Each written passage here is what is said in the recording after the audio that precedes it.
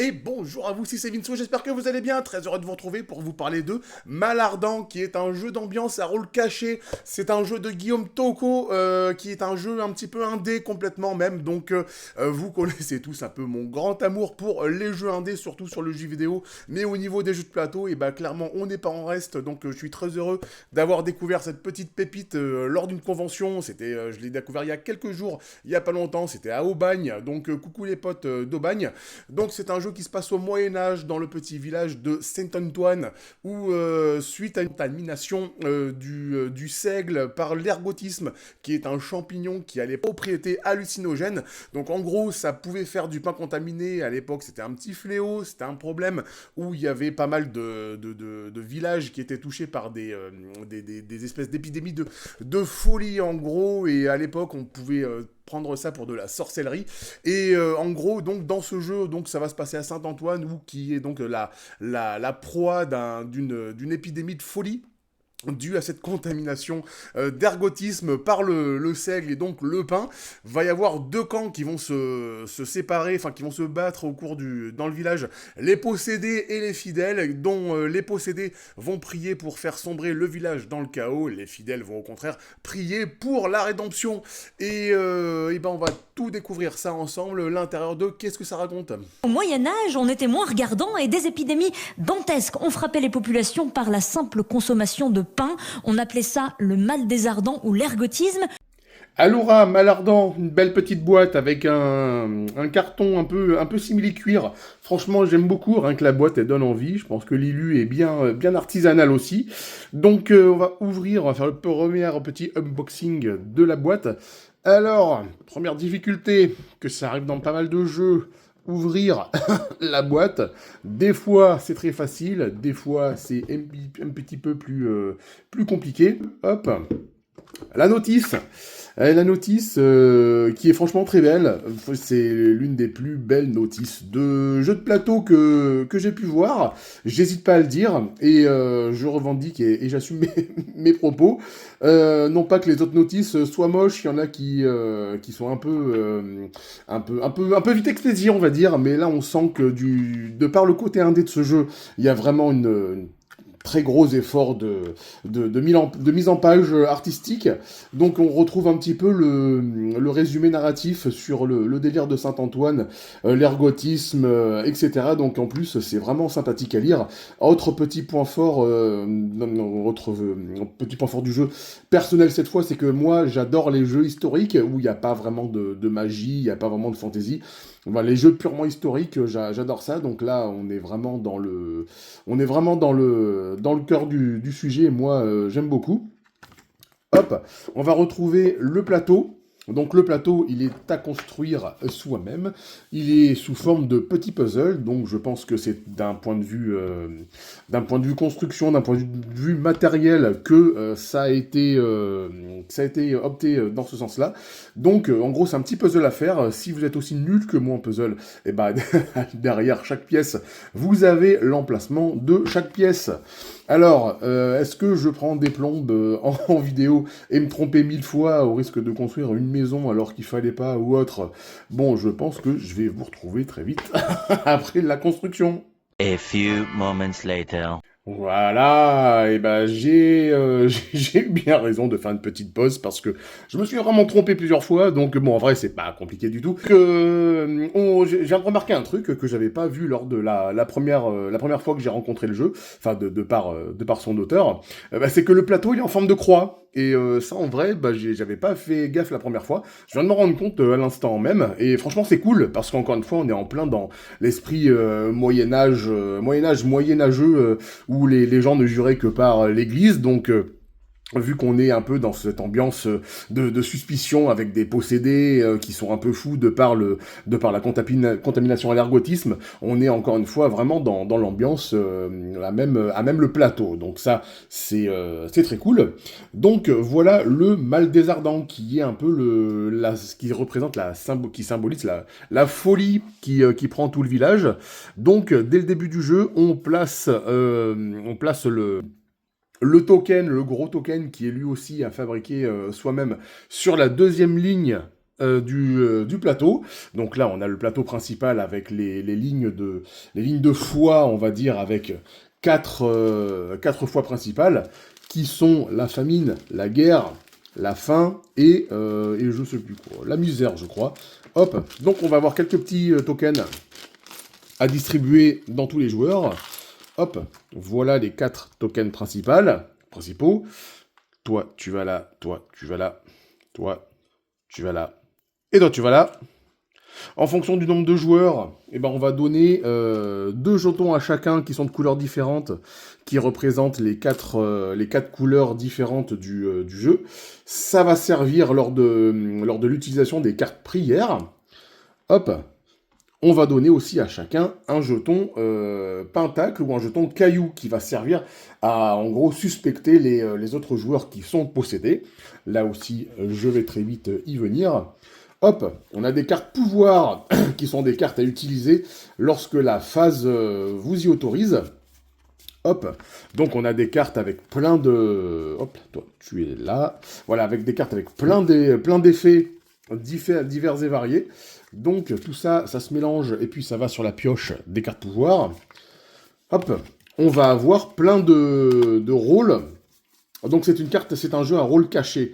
Donc en gros, on va avoir 2 rôles différents. On va avoir un vrai rôle caché qui est d'être ou infidèle ou un possédé. Donc ça, c'est à mélanger, c'est à bien sûr à distribuer au hasard à tous les joueurs. Donc lorsque les cartes rôle cachées ont été distribuées, il est important bien sûr, c'est des cartes à rôle caché, donc que personne ne sache qui on est, sauf les possédés, qui se reconnaissent entre eux, et vont donc agir de concert pour faire pousser le plus possible au moins un jeton folie vers le côté des malardants. Donc en début de partie, lorsque tout le monde a reçu sa carte dévotion, le joueur qui va être le premier juge va en fin de compte demander à tout le monde de fermer les yeux, le juge y compris bien sûr, même si c'est un fidèle ou un possédé. Donc lorsque tout le monde ferme les yeux, le juge va demander en fin de compte à ce que tous les à ce que tous les possédés de la partie ouvrent les yeux. C'est de cette manière qu'ils vont se reconnaître. Ensuite, il va demander à tout le monde, à tous les possédés de fermer les yeux et redemander ensuite à tout le monde de réouvrir les yeux. Et à ce moment-là, la partie va commencer par la première phase de prière avec bien sûr les 3 possédés qui vont devoir user de bluff contre bluff, etc. et de stratégie pour essayer de pousser le village vers le chaos sans trop se faire flaguer par les possédés qui, eux, vont aller côté rédemption. Et on va en plus avoir un autre rôle qui, lui, est découvert. C'est en gros le rôle que vous allez avoir dans le village. Donc, vous allez avoir le geôlier, l'aubergiste, le bouffon, le bourreau, le lépreux, ou le fossoyeur, le médecin, etc. Ça, c'est surtout pour le fluff. C'est surtout pour faire beau. Bon, au passage, ça fait très beau. On a en plus un petit texte d'ambiance et un dessin qui est vraiment... qui sont vraiment chouettes, mais c'est surtout que vous allez en fait avoir 3 types de rôles différents. Bon, en gros, les rouges, les verts et les bleus, je crois que c'est marqué derrière plus, voilà, les serviteurs, les parias et les autoritaires, qui vont en fin de compte avoir un petit effet en plus lors de l'utilisation des pouvoirs. Parce que ouais, quand on joue un pouvoir, en gros le pouvoir il est lié à un type de rôle, et lorsque vous jouez le pouvoir, le fait que vous soyez de cette caste en fait, vous octroie un petit effet en plus. Là aussi, je vais venir là-dessus en détail après. Hop, maintenant un peu le cœur du jeu. Hop, c'est les cartes prières. Alors là, j'ai en plus un petit sachet avec des sleeves qui permettent en fin de compte de protéger la carte à rôle caché. Ça peut être pratique en cas de retournement accidentel de la carte qui fait que forcément vous êtes immédiatement flagué. Et donc là, le cœur du jeu, c'est un peu les cartes prières. Donc les cartes prières, il y en a plein, avec plein de symboles différents. Vous avez des cartes avec des effets positifs et des effets négatifs qui représentent le cœur du jeu où à chaque fin de tour, va y avoir en gros un bilan des cartes jouées et qui seront choisies par le juge qui va être le joueur actif, non pas le premier joueur, enfin oui, le premier joueur, mais ensuite le rôle du juge va tourner sur tous les joueurs dans le sens des aiguilles d'une montre, et en fonction de ces cartes, c'est le résultat de donc ces cartes prières qui vont faire avancer dans un sens ou dans l'autre les jetons. Alors maintenant, comment ça va se passer un tour de jeu? En gros, chaque tour de jeu s'appelle le conseil, et il va y avoir plusieurs phases. On va d'abord avoir la phase prière, puis la phase du choix, enfin la phase du choix, la phase du retournement des cartes choisies par le juge, et en fin de compte, et après la phase des condamnations, qui servent à accuser un joueur d'être un possédé. Donc, on va avoir trois cartes prières dans la main, et hop, et 3 cartes pouvoir dans l'autre main. Faites toutes les cartes dans les mêmes mains, vous vous débrouillez avec vos mains. Bon, là pour l'instant, j'ai pas super bien mélangé les cartes, donc là, comme par hasard, on se retrouve avec 3 cartes qui sont pas très bien, pas très chouettes. On va dire que pour équilibrer un peu tout ça, on va prendre des cartes un peu... hop là, on va en reprendre 3 autres, histoire d'avoir une main, entre guillemets, normale. Donc, voilà ma main. J'ai une carte... Alors, les cartes prières sont un peu identifiées par le temps. Donc, plus il fait beau sur la carte, plus c'est des cartes qui vont avoir des tendances positives. Plus il fait pas beau, plus ça va être des cartes plutôt négatives. Donc, vous allez voir plusieurs symboles qui représentent les 4 jetons. Les symboles purs, en gros, sont des symboles positifs, ce qui font que lorsque je vais les jouer, le symbole avancera côté rédemption. Si par contre c'est des pentacles, s'il y a une majorité de pentacles, en gros le symbole il va avancer côté mal des ardents. Va y avoir donc la prière où, en fonction de mon rôle caché, qui est, là je le découvre au hasard, voilà, là je suis un possédé. Donc mon but, ça sera plutôt de faire avancer au moins un jeton pour rattraper le mal des ardents. Lorsque un jeton atteint la rédemption, les fidèles gagnent. Si au moins un jeton atteint le mal des ardents, les possédés gagnent. Donc, va falloir que je choisisse la carte sur laquelle je vais jouer. Je suis un possédé, c'est un jeu à rôle caché, donc il y aura beaucoup de bluff, de contre-bluff, de foutage de gueule et autres turlupitudes. Je vais jouer par exemple, mettons que je vais jouer celle-là. C'est une carte qui me fait une dominante plutôt négative, ça me fait avancer de deux jetons côté mal des ardents, et puis il y en a un qui avancera côté rédemption, donc au fur et à mesure des tours, on verra, les jetons ça va pas arrêter de bouger, donc ça va monter, descendre, voilà, ça sera ce genre de tralala jusqu'à ce qu'il y en ait un qui atteigne un côté ou l'autre, et en fait je vais choisir de jouer cette carte, hop, je vais la jouer face cachée. Et c'est là où mes jetons vont entrer en jeu, où je vais en fait annoncer une prière. Je vais dire, moi je veux que la folie recule. Donc d'où mon côté possédé. Mon but c'est de la faire avancer, mais pour être choisi, car le juge ne va pas prendre toutes les cartes, le juge à chaque fois va choisir 3 cartes sur le nombre de joueurs qui sont présents. Donc je rappelle que c'est un jeu qui se joue à partir de 5 jusqu'à 8. Enfin je le rappelle, mais je crois que je l'ai même pas dit au début. Donc voilà, c'est un jeu d'ambiance de 5 à 8 joueurs. on rattrape des wagons en cours de... On raccroche des wagons en cours de vidéo. Et je vais mettre un jeton pour signifier le but de ma prière sur ma carte prière.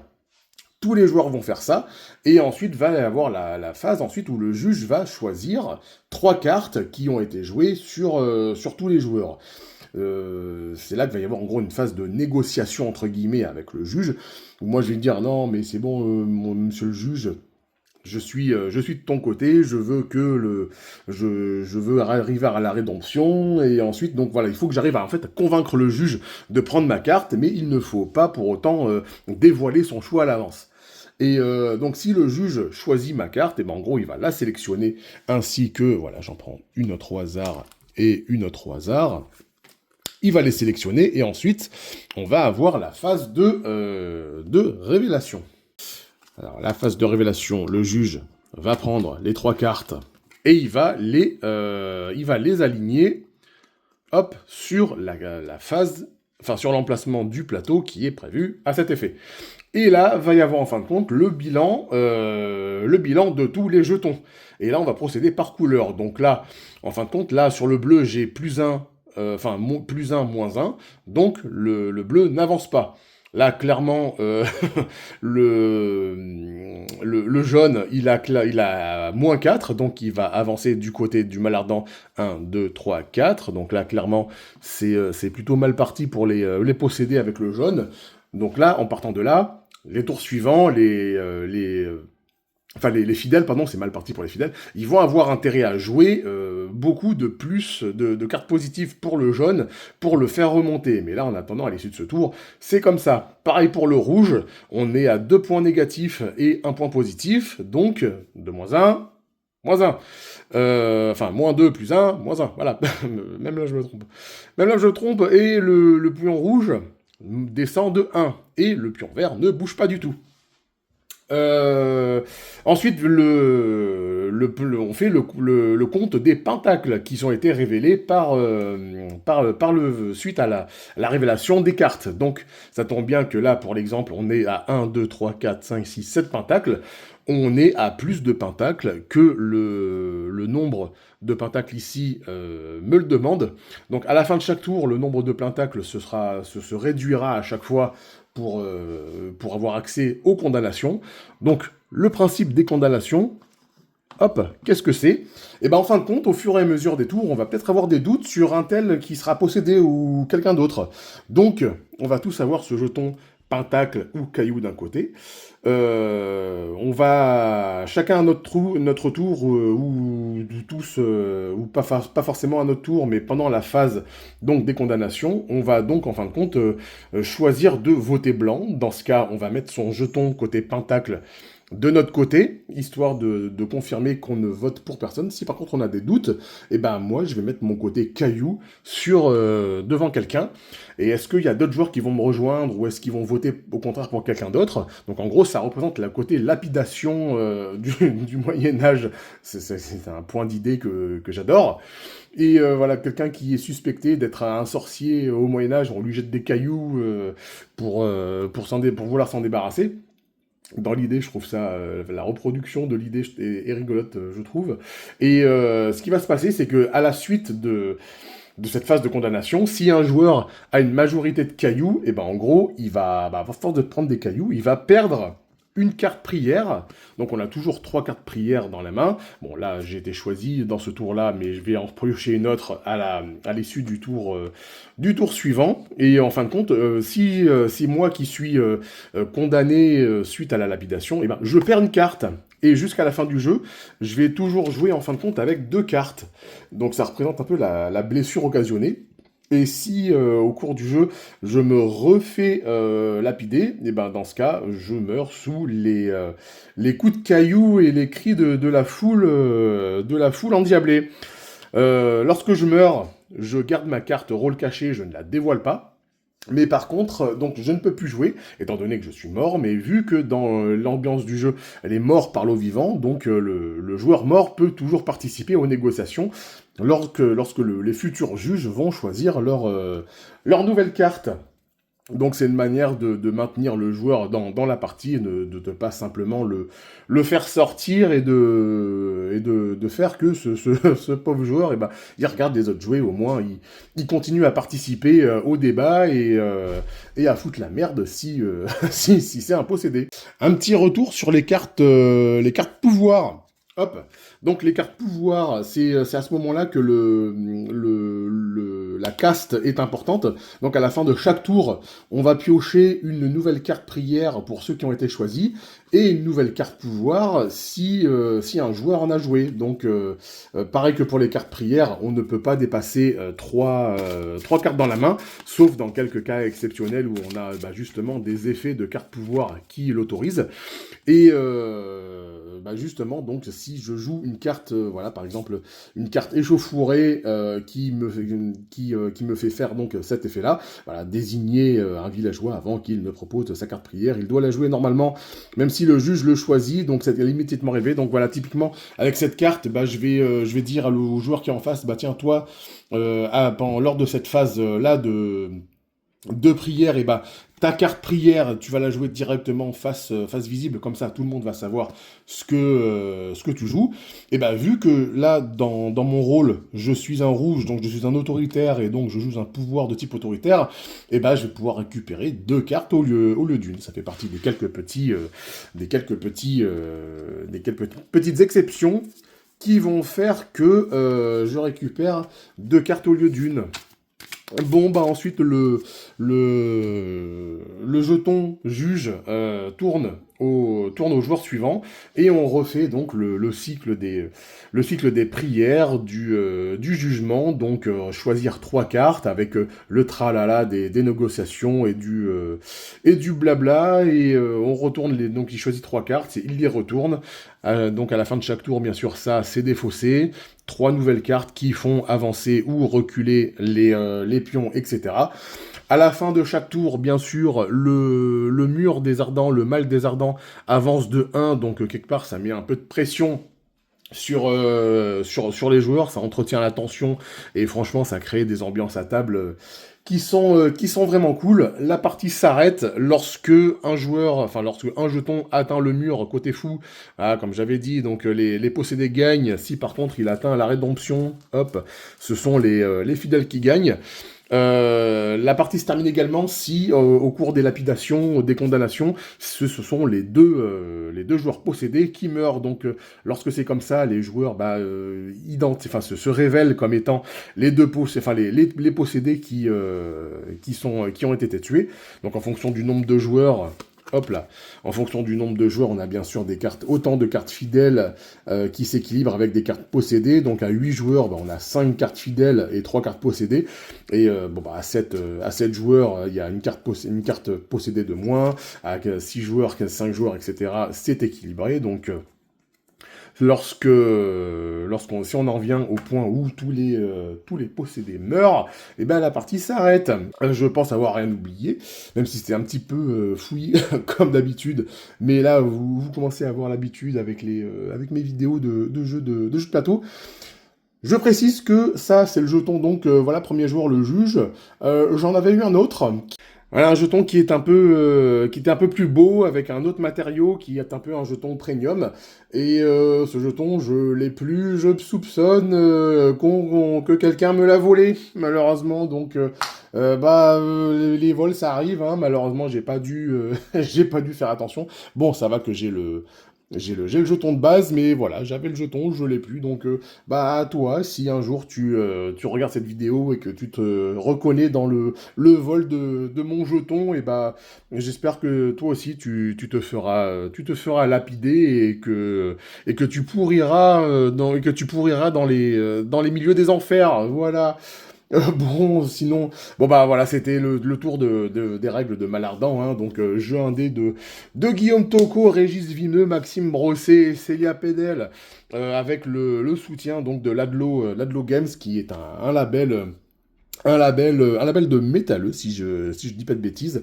Je vais vous laisser confirmer ça ou l'infirmer, mais voilà, c'est une communauté de passionnés de métal, de dark fantasy et ce genre de choses. Donc j'espère que cette petite vidéo vous aura plu. N'hésitez pas à me dire ce que vous avez pensé dans les commentaires. Abonnez-vous à la chaîne si ça vous a plu. Amusez-vous bien. Sur Malardan, je vous recommande bien sûr fortement de vous procurer ce jeu qui va vous égayer vos soirées entre potes. Donc, amusez-vous bien. Puis je vous dis à très vite sur la chaîne pour une prochaine vidéo. Allez, tchou tchou!